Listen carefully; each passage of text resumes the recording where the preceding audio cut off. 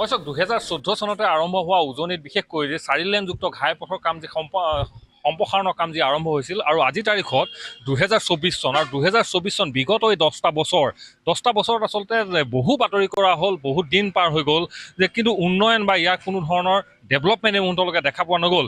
বাৰম্বাৰ ইটোৰ পাছত সিটো কোম্পানী আহিছে, কোম্পানী গৈছে। কিন্তু এই মুহূৰ্তত আমি এটা বিশেষ বাতৰি কৰিব খুজিছোঁ, যিহেতু এতিয়া নতুনকৈ যে পূৰ্বৰ যি নিৰ্মাণকাৰী সংস্থা ইতিমধ্যে সলনি কৰা হৈছে, নতুনকৈ MP আগৰৱালা নামত এটা কোম্পানী ইয়াত নিয়োগ কৰা হৈছে কাম কৰিবৰ কাৰণে। কিন্তু অতি তাৎপৰ্যপূৰ্ণ বিষয় এইটোহে যে এই মুহূৰ্তলৈকে আজি প্ৰায় 3টা মাহ পাৰ হৈ গ'ল, এই মুহূৰ্তলৈকে যি নিৰ্মাণকাৰী সংস্থা MP আগৰৱালা আজিৰ তাৰিখলৈকে কিন্তু নতুন কাম কৰিব লগা হোৱা নাই। তেওঁলোকে পূৰ্বৰ কোম্পানীয়ে কোটিপূৰ্ণভাৱে কৰি লাখ কোটি টকা ইয়াৰ পৰা যিসমূহ কোম্পানী ইয়াত আধৰুৱাভাৱে এৰি থৈ গ'ল, সেই কোম্পানীসমূহৰ সেই আধৰুৱা কাম আজি তাৰিখত কৰিব লগা হৈছে। মই এটা ভিজুৱেলছ দেখাই লৈছোঁ। এই যিটো কাম চলি আছে এই মুহূৰ্তত আমাৰ স্ক্ৰীণত যিটো কাম দেখি আছে, এটা ড্ৰেইনৰ কাম চলি আছে।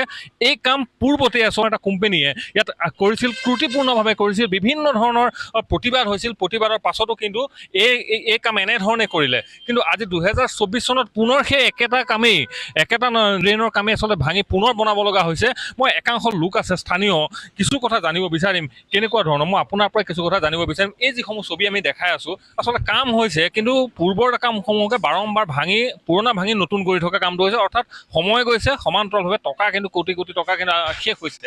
কি অনুভৱ এইটো? 2014 চনতে আৰম্ভ হ'ল এই প্ৰজেক্ট। তিয়কৰ পৰা জাঁজি পৰ্যন্ত যিছোৱা পথ, সেই পথছোৱাৰ কামতে আচলতে কেনা লাগে। এতিয়ালৈকে 6টাকৈ নিৰ্মাণ সংস্থা আহিল, 6টা নিৰ্মাণ হৈছে। 5 নম্বৰ নিৰ্মাণ সংস্থালৈকে তেওঁলোকে যিমানখিনি কাম কৰিলে সেই গোটেইখিনি কামেই ত্ৰুটিপূৰ্ণ হ'ল। ত্ৰুটিপূৰ্ণ কামৰ বিপৰীতে কিন্তু তেওঁলোকে কোটি টকা ইয়াৰ পৰা উলিয়াই লৈ গ'ল। নতুনকৈ এটা সংস্থাক ইয়াত দায়িত্ব অৰ্পণ কৰা হৈছে আৰু সেই দায়িত্ব অৰ্পণ কৰা সেই সংস্থাটোৱে যোৱা 2-2.5 মাহে নতুন কামত হাত দিব পৰা নাই। যিসমূহ নলা নিৰ্মাণ কৰিছিল পূৰ্বৰ সংস্থাসমূহে, সেই নলাসমূহ ত্ৰুটিপূৰ্ণ আছিল। সেইসমূহ নলা ভাঙিব লগা হৈছে, ভাঙি পেলাই নতুনকৈ কৰিব লগা হৈছে। য'ত ত্ৰুটিপূৰ্ণ কাম কৰি থৈ গ'ল, সেই ত্ৰুটিপূৰ্ণ কামসমূহ সম্পূৰ্ণ নতুনকৈ নিৰ্মাণ কৰাৰ বাবেহে তেওঁলোকে ব্যস্ত থাকিব লাগিল, যাৰ বাবে নতুন কামত হাত দিব পৰা নাই, যাৰ বাবে আচলতে কচলাৱস্থাৰ সৃষ্টি হৈছে। এই ক্ষেত্ৰত আৰু পুৰণাৰ কাম, কিন্তু এটা কথা ঠিক যে পুৰণা পকী নলাকে ধৰি এইসমূহ ত্ৰুটিপূৰ্ণ কামসমূহ যদি সম্পূৰ্ণ নকৰে বা নিয়াৰিকৈ নকৰে, স্বাভাৱিকতে আন এক অৱস্থাৰ সৃষ্টি হ'ব। তাৰ বাবে এই কাম হাতত লৈছে।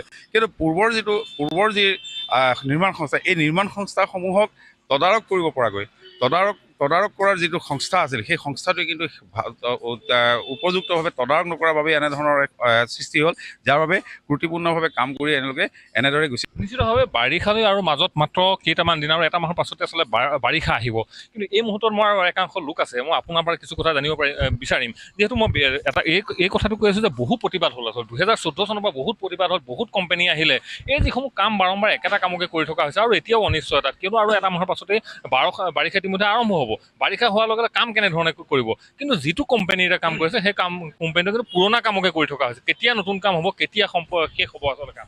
আজিৰ পৰা প্ৰায় 2-3 বছৰ পূৰ্বে তিয়কৰ সচেতন নাগৰিকসকল, তিয়কৰ বিভিন্ন দল সংগঠনে যে 4 লেনৰ যিবিলাক নলা নিৰ্মাণ কৰিছিল, বিজ্ঞানসন্মতভাৱে যে নিৰ্মাণ কৰা নাই, তেওঁলোকে আগতেই কৈছিল। NSADCL পৃষ্ঠপোষকতাত এটা ছাৰ্ভে হৈছিল গোটেই সমগ্ৰ তিয়কত। তাৰপিছত তেওঁলোকে কোনো কাম নকৰিলে। আজি দেখিছে এটাৰ পিছত এটা কোম্পানী গৈছে, কিন্তু কামৰ নামত তেওঁলোকে একো কৰিব পৰা নাই। আজি এইটো নতুন কোম্পানী আহিছে, কিন্তু তেওঁলোকে আগৰ যিবিলাক বিসংগতিপূৰ্ণ কাম, সেই কামখিনিয়ে তেওঁলোকে কৰিব থাকিব। ৰিপেয়াৰিঙৰ অৰ্থত, যিটো আমি সহজ অৰ্থত ক'ব গ'লে ৰিপেয়াৰিঙৰ কাম তেওঁলোকে কৰি আছে, বেলেগ তেওঁলোকে একো কাম কৰিব পৰা নাই। তেওঁলোকৰ এই কোম্পানী যিটো MP আগৰৱালা নামৰ প্ৰতিষ্ঠানত কাম কৰিছে, তেওঁলোকৰ প্ৰথমতে আহি তেওঁলোকে যথেষ্ট কাম কৰিছিল। কিন্তু বৰ্তমান সময়ত যিবিলাক NSADCL যিবিলাক তেওঁলোকৰ ভুল দেখাই দিলে যে নলাৰ যিবিলাক বিসংগতি আছে এইবিলাক দূৰ কৰিব লাগে। এই দেখিছে নলাবিলাক নতুনকৈ নিৰ্মাণ কৰিব লাগে, ক'ৰবাত ব্লেক টেপিং আগৰ এৰাই গৈছিল, সেইবিলাক আকৌ নিৰ্মাণ কৰিব লগা হৈছে। আমি NSADCL প্ৰতি আমাৰ এটা অনুৰোধ, এটা কথা আচলতে ক'ব লগা আছে যে তেওঁলোকে আগতে কি এইবিলাক বিসংগতি যে আছিল 4 লেনৰ, এইবিলাক আগতে দেখা পোৱা নগৈছিল নে কমিশ্যনৰ অংকত তেওঁলোকে ব্যস্ত আছিল? কমিশ্যনৰ অংকত মচগুল হৈ থকাৰ বাবে কিন্তু তিয়কবাসী ৰাইজে 4 লেনৰ এই অভিশাপৰ পৰা মুক্ত হ'ব পৰা নাই। নিশ্চিতভাৱে যে ৰাষ্ট্ৰীয় ঘাইপথ প্ৰাধিকৰণৰ যি আচলতে কৃপা, এক প্ৰকাৰে ক'ব লাগিব যে এই যিসমূহ নিৰ্মাণকাৰী সংস্থাৰ লগত আচলতে এই কৃপাৰ বাবেহে আচলতে এনেকুৱাবিলাক ঘটনা হৈছে। বাৰম্বাৰ কৈ থকা হৈছিল যে এই নলা ত্ৰুটিপূৰ্ণ হৈছে, নিৰ্মাণ ত্ৰুটিপূৰ্ণ হৈছে। তাৰ পাছতো কিন্তু আজিৰ তাৰিখলৈকে তেওঁলোকৰ কোনো চকু নপৰিল আৰু শেহতীয়াভাৱে উন্মোচিত হৈছে এই ছবি যে এইসমূহ নলা ত্ৰুটিপূৰ্ণ নলাই নহয়, সমগ্ৰ যিসমূহ পথ আচলতে নিৰ্মাণ কৰিছিল সেই পথসমূহত আচলতে ত্ৰুটি আছিল। আজিৰ তাৰিখত কিন্তু এই পূৰ্বৰ যি কোটি কোটি টকা আচলতে এনেধৰণে খৰাত হ'ল, আজি পুনৰ সেই কৰা কামকে আচলতে কৰিব লগা হৈছে। আৰু এই ছবি এই মুহূৰ্তত দেখাইছোঁ টিয়কৰ পৰা।